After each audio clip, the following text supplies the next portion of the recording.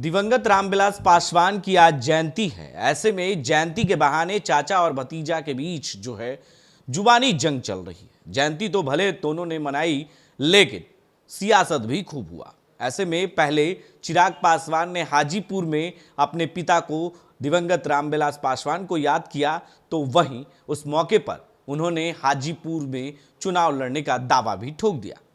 इस बयान के बाद जो है कहीं ना कहीं आड़े हाथ उनके चाचा की पार्टी यानी राष्ट्रीय लोक जनशक्ति पार्टी के प्रदेश अध्यक्ष प्रिंस राज ने अपने ही भाई पर निशाना भी साध दिया।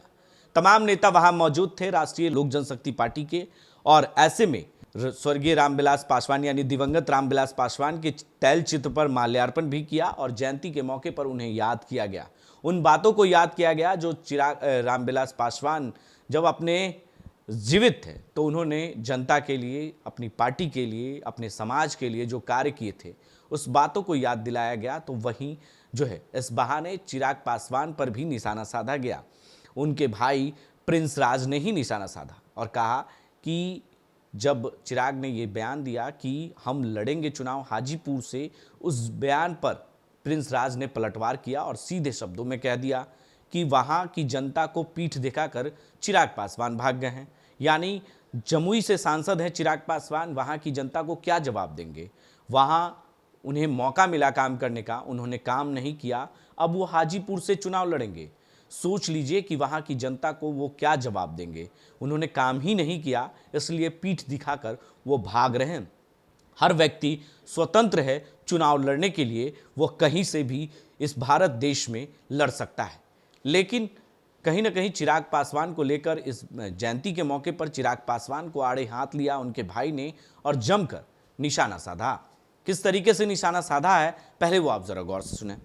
किसी भी कीमत पर वो हाजीपुर से चुनाव लड़ेंगे। देखिए, स्वतंत्र भारत है, सभी को हक है, सभी स्वतंत्र हैं कि भारत के किसी भी कोने से वो किसी भी प्रकार का चुनाव वो लड़ सकते हैं। ये स्वतंत्र भारत की एक खासियत है।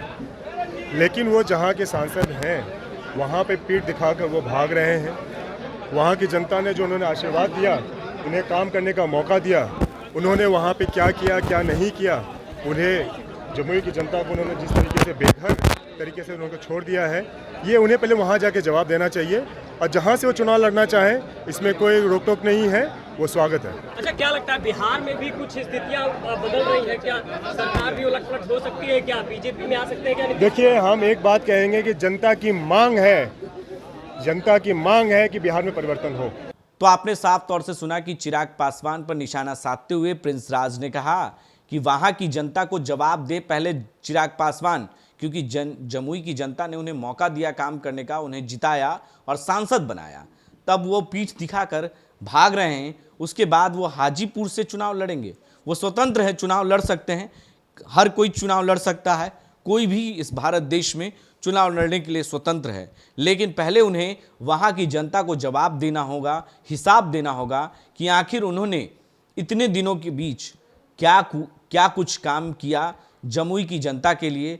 जमुई की जनता को पहले जवाब दे, उसके बाद वो हाजीपुर से चुनाव लड़ेंगे। ऐसे में आपको बता दें कि कहीं ना कहीं चुनाव जो है दोनों पार्टियों के बीच जो है हाजीपुर हॉट सीट माना जाता है, इसलिए क्योंकि दिवंगत रामविलास पासवान हमेशा से जो है हाजीपुर से चुनाव लड़ते थे और चुनाव लड़कर जो है वो जीत कर आते थे। कई बार सांसद बने और मंत्री भी बने, केंद्र में और बिहार में भी मंत्री रह चुके हैं। तो ऐसे में कहीं ना कहीं अपने पिता के जाने के बाद चिराग पासवान चाहते हैं कि जहां से हमारे पिता चुनाव लड़ते आए हैं और हाजीपुर से जीतते आए हैं, उसी तरीके से हम चुनाव हाजीपुर से ही लड़ेंगे। इस बयान को लेकर अब बिहार में सियासत तेज हो गई है, और बल्कि सियासत किसी और ने नहीं, उनके ही चाचा और चाचा के भाई बेटे जो प्रिंस राज यानी चिराग पासवान के चचेरे भाई ने ही आड़े हाथ अपने भाई को ले लिया और जमकर निशाना साधा। अपने सहयोगी कैमरामैन विकास के साथ बने रहे देश डी न्यूज़ के लिए और देखते रहे देश डी न्यूज़।